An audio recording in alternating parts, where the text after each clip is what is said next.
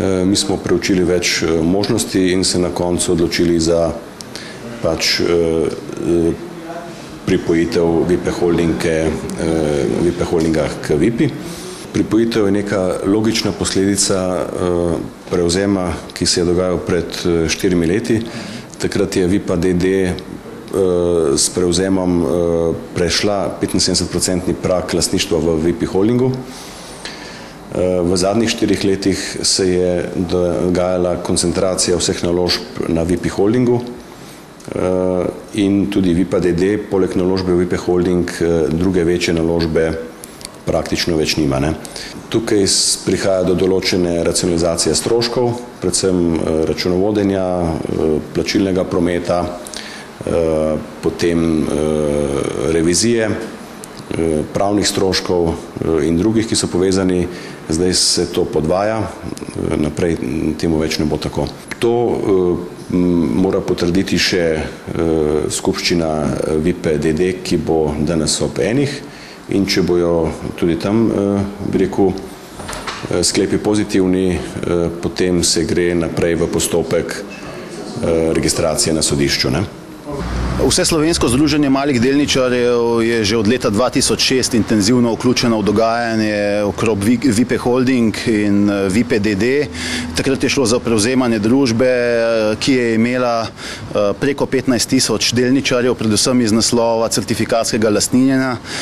Vipa Holding je namreč pravna naslednica pooblaščene investicijske družbe, zato smo bili še bolj pozorni na dogajanja.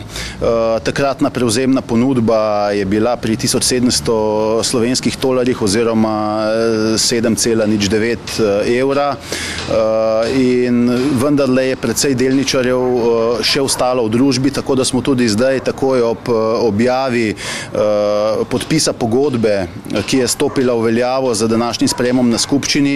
Predvidevamo namreč, da Vipa bo tudi sprejela takšen sklep, šla v proces pridružitve družbi Vipa, s tem pa tudi preko 11.000 še vedno ostalih malih delničarjev v tej družbi, ki sicer nimajo možnosti, da bi takšni odločitvi oponirali.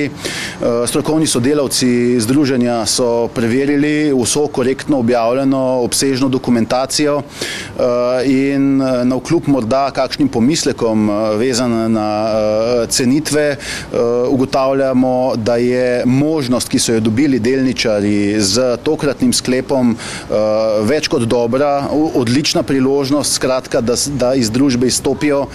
Borzna cena namreč je več kot 10-krat nižja, kot pa je bila strani cenitve in revizorjevega poročila določena tudi z današnjim sklepom skupščine, kar pomeni, da bodo vsi, ki se niso udeležili skupščine oziroma glasovali za pripojitev družbe, s tem dobili možnost v prihodnjih 3 mesecih zahtevati oziroma sprejeti ponudbo, ki jo je družba glede na zakon o pravnih naslednicah PIDov dolžna podati v tem času, da dobijo možnost izstopa iz družbe po pošteni ceni. Glede na opravljene cenitve, revizorjevo poročilo, menimo, da je vendarle to dobra možnost, navkljub temu, da druge možnosti za male delničarje praktično tudi ni, bi si glede na realno stanje v zadnjem času, vse od finančne krize naprej, želeli, da bi bilo takšnih primerov, ki so vendarle speljani na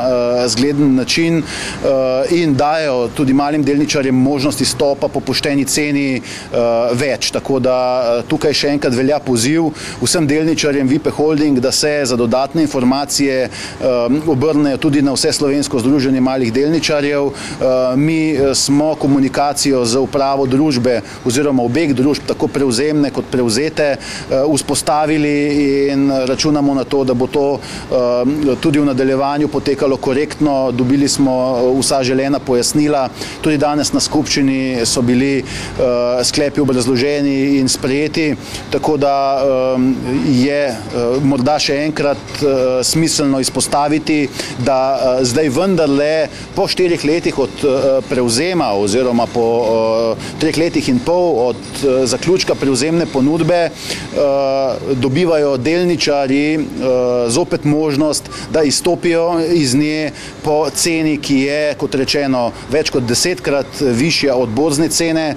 Tudi tam je sicer delnica nelikvidna, tako da se jim s tem, prepričani smo, ponuja dobra priložnost in jih še enkrat, torej vse male delničarje družbe Vipa Holding pozivamo, da se ustrezno informirajo in izkoristijo takšno priložnost.